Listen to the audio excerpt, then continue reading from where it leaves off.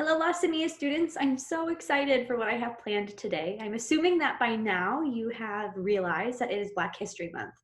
And Black History Month is a time where we as a country remember the central role that the Black community has played in the history of the United States and where we celebrate the many achievements of the Black community. And while having a month set aside to do this is maybe a step in the right direction, we need to do so much more. My hope is that as a country, we would every single day of the year be remembering these parts of our history as well as celebrating these contributions. And so I think it's a perfect segue to our activity today. Today, I want to introduce you, per se, to a poet. Her name is Amanda Gorman. She's an activist. She was the first National Youth Poet Laureate, and she is incredible. I first became aware of her because of the incredible work that she did at the inauguration, and I think she has incredible and important things to teach us. So let's dive in. So this right here is Amanda Gorman giving her speech, reciting her poem at the inauguration. I would highly suggest that you take a moment to pause this video, go on YouTube, and search some of these different titles that I have included here. She is incredible. So you can look at her inauguration poem. She also actually recited a poem at the Super Bowl. Two others that I found in a very brief search were The Miracle of Mourning, as well as her Independence Day poem. So take a moment and listen to her incredible work. She is skilled in so many different ways. She is mesmerizing to watch, and I think you will just delight in her. Today, however, I would like us to discuss this particular talk that she gave for TED Talk.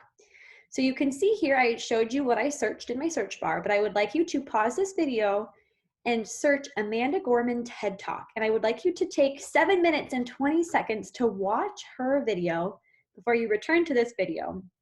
And we talk a little bit about the important information that she shared.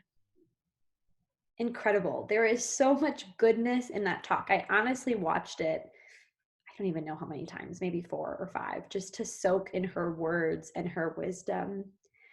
I tried to include some of her quotes as well as some of her main driving thoughts and themes for us to interact with together. So first of all, I wanted to share this quote because I just loved it. She said, "If I choose not to speak out of fear, then there is no one that my silence is standing for."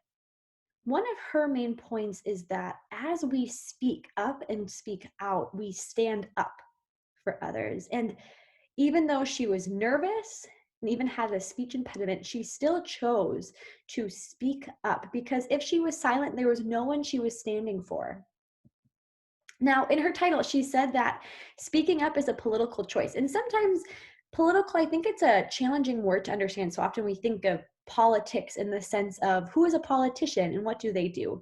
But being political is actually much more broad than that. Really, being political, being about politics is being about the things that impact humans. And so she gave these different examples of how storytelling is about humans and human interaction. And so she said that it's political because of what stories we tell, when we tell them, how we tell them, if we tell them, and why we tell them. All of those things say so much about our political beliefs and what types of stories we think matter. So, for example, as I was saying at the beginning of this talk, the fact that Black history is not taught well, that so many people do not know about the history of Black people in the United States, both in the injustices as well as in the incredible resiliency and contributions and joy and strength, shows what we as a country can value, or what at least the mainstream, the majority of the country values or does not value. Similarly, whose stories get told, who is legally allowed to read, who has the resources to write, who we read in our classrooms, all of these things, Amanda said, say a lot about the political and educational, systems that all these stories and storytellers exist in. So storytelling is political. It is about things that matter. Even when I think about our conversations about Jesus, how he was so political because he was constantly including people who weren't previously included. He was speaking truth to people who were in power. While he was not a politician, he was very political. That's why so many people hated him, right? Now, the two questions that Amanda says that she always asks herself are these two here, and I love them. Whose shoulders do you stand on? And what do you stand for? Whose shoulders do you stand on? And what do you stand for? Now, I want you to take a moment to think about this. But before you do, I want to read one more quote of hers just to help you maybe understand a little bit more what the first question is asking. But then I want us to take a moment to think about these. So in this quote, she says, I cannot stand standing to the side, standing silent. I must find the strength to speak up. One of the ways I do this is through this mantra where I call back to what I call honorary ancestors. Now, this is the point I want you to listen to. Honorary ancestors. These are people who might not be related to you by blood or by birth, but who are more than worth saying their names because you stand on those shoulders all the same. So Amanda, she calls back to her honorary ancestors, the people whose blood she may not come from, but whose shoulders she stands on all the same, whose lives have impacted how she stands and how she is in the world now today. So the mantra that she has for herself is this one right here. Amanda's mantra is, I am the daughter of Black riders who descended from freedom fighters who broke their chains and changed the world they call me. Amanda said that anytime she gets worried or nervous to be in front of people, she says this mantra and it gives her strength. It gives her strength to use her voice, to stand on their shoulders so that then she can also change the world. Now, right now, I want you to take a moment and pause. Pause this video and think about the two questions that she asked. Whose shoulders do you stand on? It might be people from your family, and it might be people who are your honorary ancestors, but whose shoulders do you stand on? And the second question is, what do you stand for? You can either write this as a list, you can write this as sentences, you can even write your own mantra, whatever works best for you. I want you to take time to do this, but you can do it in whatever creative way fits you best. Welcome back from your time of pausing to think of whose shoulders you stand on and what you stand for. I'm really excited about this next activity. I think that they flow perfectly together. So I'm hoping that you can use the time of reflection that you just had to fill in this worksheet. So you'll see in your bag that there is a worksheet. You can use it to follow along. I want to show you it on my screen, but I do realize that sometimes it can come out a little bit blurry. So pull out that sheet so we can look at it together. So what I would like you to do is to write your own poem using these prompts. It's called Where I'm From. And so the way it works is there's these different words here with then a line and a prompt underneath. So for example, for the first one, it says, I am from, and then underneath the line, it says a specific item in your childhood home. So you might say, I am from the butterfly painting hanging next to my bed. Just choosing something, but you can fill it in with what fits you.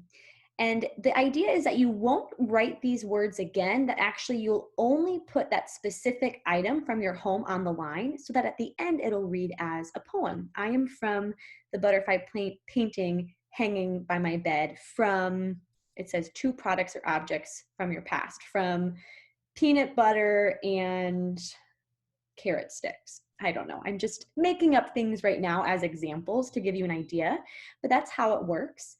And then to point out a couple that I think maybe are a little bit more confusing, it says, I am from, and underneath a plant, tree, or natural item from your past, whose, and then you personify that natural item. So you might say something like, I am from the large tree in my backyard, whose large branches gave me shade in hot summer days. Or I am from the bush in the front yard whose prickly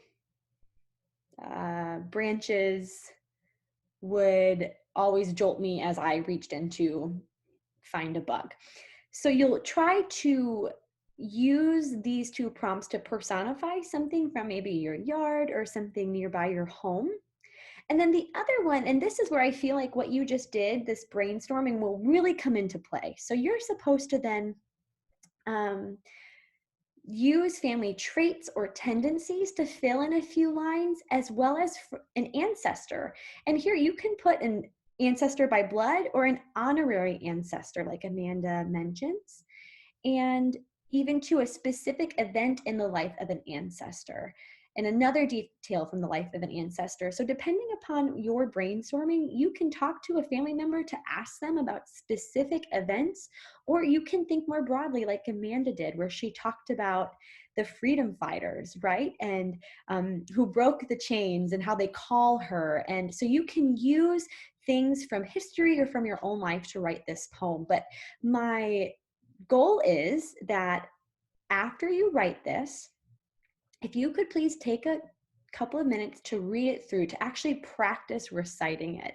We're going to, in our next family time, take a moment for everyone to read their poems. I think that it is so powerful for us to read our own writing aloud for ourselves and for our community. And especially as La Semilla is a family, I want us as a family to know each other better and more deeply. And I think that this is one way that we can do that. I think of Amanda Gorman. One of the things that she said in her talk was that as writers, we pay honor and we need to tell stories no matter what. And this is an opportunity for you to begin to tell your story. And I hope that it only encourages you to continue to tell it, because La Semilla students, your stories are worth telling. You are incredible. And I feel like in knowing you, I get to behold such beauty in life. And so I hope that this is a really life-giving activity for you. I hope it's one that's empowering and gives you strength and joy. And I can't wait to hear your poems. Please don't hesitate to reach out to me if you have any questions. I will be, of course, so happy to answer them. If there's something from one of these lines that doesn't make sense to you, just let me know. Send me a text, give me a call, and I can help explain it to you.